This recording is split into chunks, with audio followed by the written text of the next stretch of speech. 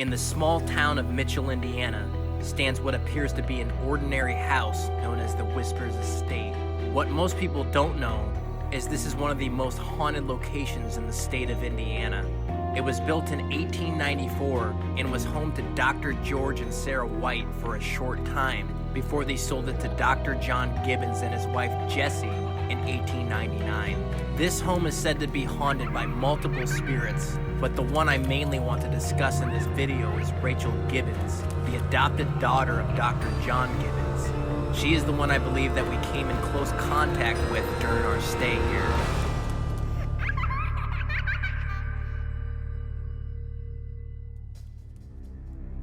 In the middle of West Warren Street in Mitchell, Indiana, sits a beautiful Victorian home from the late 1800s with 3,700 square feet filled with paranormal activity, according to guests, past residents, numerous media venues, and its current owner, Rich Ballard. Well, the house was built in 1894. Families lived in the house. I think the house started to get a reputation for being a place of unusual activity, probably in the 1960s.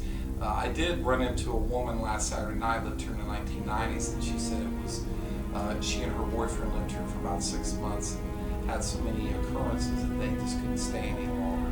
But the house itself became a paranormal attraction in 2006 when the first owner bought it, Jared. And Jared initially bought the house to make it a bed and breakfast, but realized pretty early on there was way too much activity getting real work done in the house. Rachael Gibbons, the adopted daughter of Dr. John and Jessie Gibbons, is one of the children believed to throw jacks in the home and roll balls in the empty rooms or down the hall. Many visitors have formed a strong connection with the spirit of the little girl. Rachael was in the living room around Christmas Day in 1912, sneaking a peek at Christmas gifts, and she got too close to an open flame. The flame got knocked over and a fire ensued. Rachael died 2 days later in the upstairs bedroom. Burn marks from that awful day still remain on a pocket door between the parlor and the dining room, and many believe the child's spirit lingers as well. Another strange story regarding Rachael was when a group of women who were visiting the home made a special effort to reach out to Rachael. They bought her a present, a doll, which they left in the second floor bedroom where Rachael died. They made themselves at home and began to try to communicate with the little lost soul. They called out to the 10-year-old, according to paranormal investigator David Heatherly, who explained that the woman then heard something bounce down the stairs. On the landing at the bottom of the stairs, they saw the doll that had bought for Rachael. It was burnt looking, and it smelled freshly burned. Could this be the cause of the spirit of Rachael, or was it a much darker force at play here? These next few clips were taken at the Whispers Estate, mostly revolving around upstairs in Rachael's room. I was accompanied by Exploring Revidence Paranormal, Randy's Real Paranormal, as well as Wolf Haunts Paranormal. These shocking events that are about to occur is what leads me to believe the possibility of Rachael still residing in the home. What the hell? What? And then I heard it. Set it up on there again real quick. What? We're just sitting here shooting B-roll shots. So it's not air. And literally just...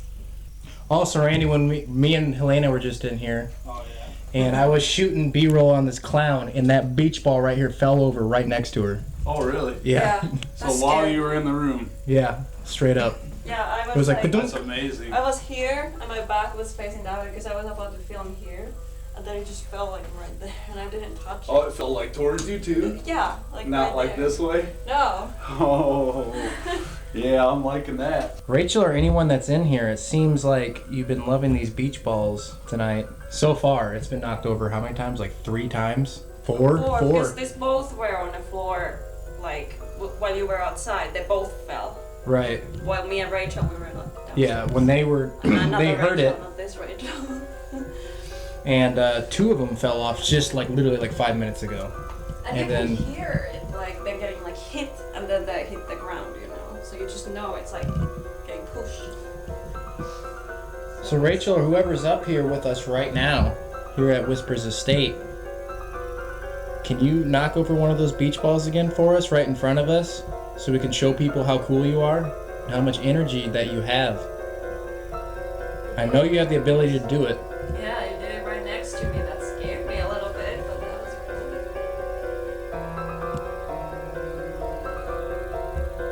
cool. You don't have to be afraid. I'm about to introduce myself and everyone else so you get to know us. Oh, that one is like...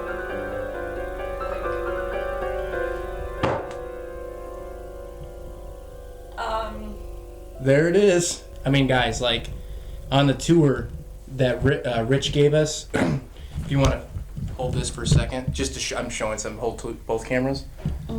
Like, you can jump like this, and these balls aren't falling off. Like, this is nuts.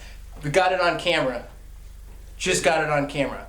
It just fell in front of you Yeah, again? we asked if they could do it for us on camera, and it just did it. Got it on camera. Static electricity is an imbalance of electric charges within or on the surface of a material or between materials.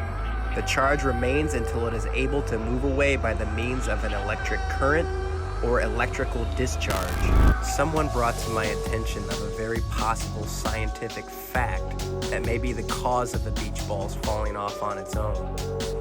That being static electricity and or friction. With that being said, let's consider the beach ball has a negative charge, and I myself, or a person, has a positive charge. Well, you know the old saying of how opposites attract. If this were the case, would this mean any human being in the room near the ball with an electrical charge caused the ball to fall off the bedpost? This very well could be a possibility, but highly unlikely. This is just a theory I thought I'd bring to your attention. Bounce back in the other one. That was actually somebody walking in here. It sounded like people were in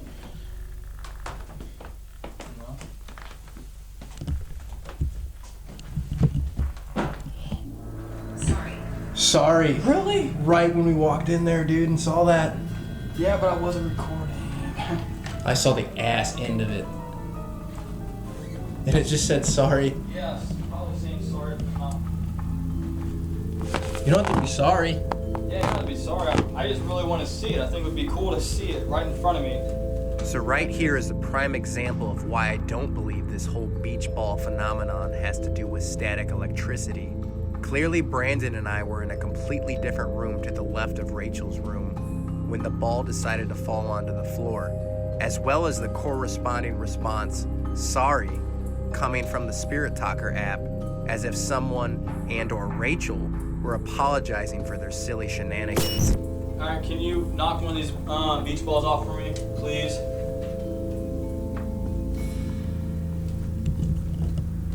Actually, I am curious. Can you throw it to me? Guilty. There it goes. I just heard something over there. It's not exactly throwing it to him, but I guess we'll take it.